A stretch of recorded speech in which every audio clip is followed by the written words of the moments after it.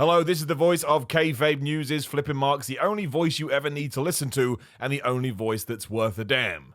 I had quite the week this week, and something terrible happened with me and a pair of clippers. So before this week's episode, I am preparing you for the worst. Next week, I will ensure I have sorted this out. And no, it was never a wig. If you say that again, I will find you and I will punch you in the face. Hello and welcome to Kayfabe News and our Raw review, also known as our review of Raw or Raw.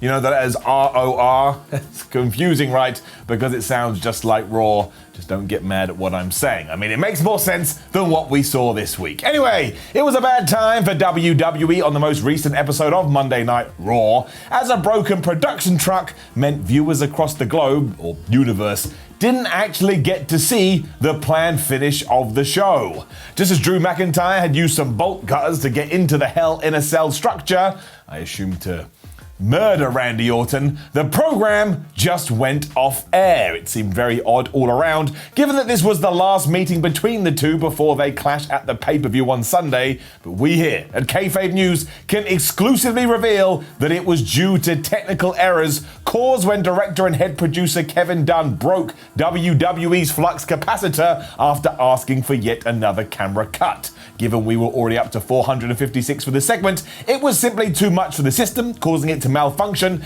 and making it seem like Raw just went off air with no payoff, which of course would be ridiculous. When asked for comment, a WWE official who wishes to remain nameless, so we'll just call him Main Smookman, said it was a catastrophe for all involved, especially as the original plan called for the world champion to use said bolt cutters in an attempt to cut off Randy Orton's arm before the Viper would scarper from the ring, shouting how this was an assault and he was going to tell the police. The cops would then have arrived, but it would have actually been the Big Show in disguise who would have attacked Orton to get revenge for what Randy did to him a few weeks ago, before of course turning heel and going after Drew as well. He would then pick up McIntyre's lifeless body and carry him backstage after he had another turn and went back face.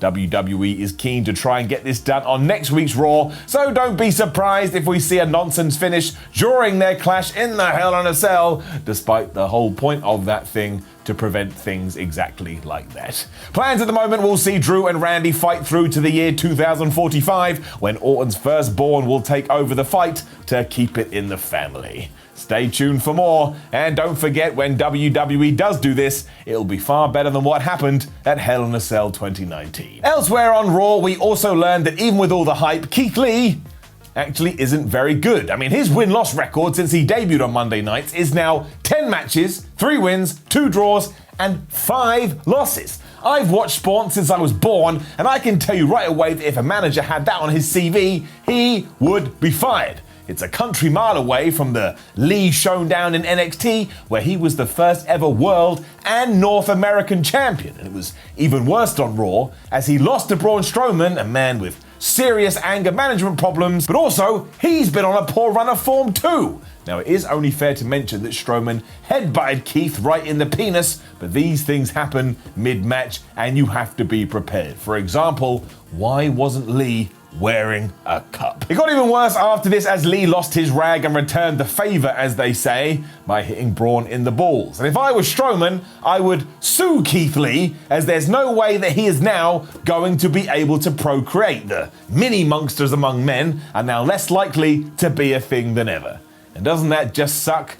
Braun is barely 52. I have no idea how old he is. In better news though, it's a huge congratulations to AJ Styles' new bodyguard, whose WWE CV continues to get better and better. I mean, despite only being a mainstay in 2020, this giant has now been part of Tozawa's Ninja Clan, the security guard for Raw Underground, and now is working with a multiple-time world champion. I mean, it is night and day to the group known as Retribution, who lost in only their second match, even though they've spent months telling us how much of a threat they are.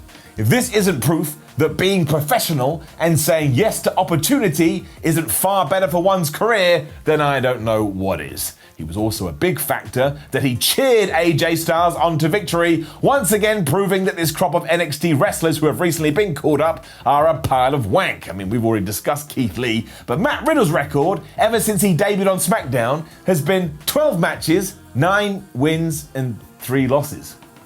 That's really good. Why are people moaning online? What do you mean because they're reactionary maniacs that forget what happened each and every week? Well, he said it.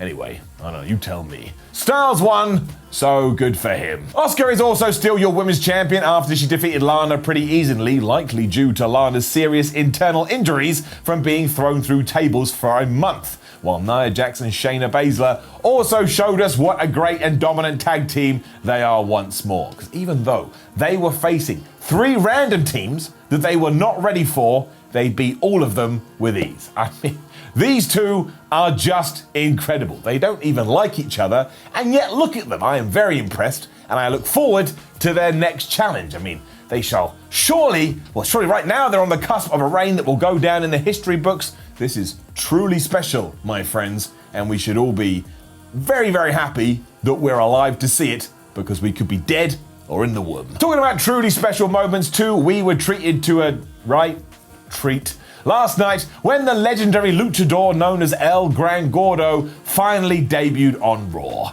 Teaming with Tucker to teach The Miz and John Morrison a lesson, I truly cannot believe WWE was able to sign this man given his run in Mexico and of course the world. I mean, there are some people out there who say that it was Otis dressed up as somebody else and that anybody else pretending they knew El Gran Gordo is just this person trying to prove they're a bigger wrestling fan than everybody else because they have to know every single wrestler who has ever stepped in the ring. Like, that's something you should hang your hat on. But poppycock, I say. I remember seeing Gordo in the CMLL arena back in the late 90s, and even then, I knew he would make a massive splash as soon as he got his chance on American soil. And as always, I was proved right. Again, I am the best wrestling fan.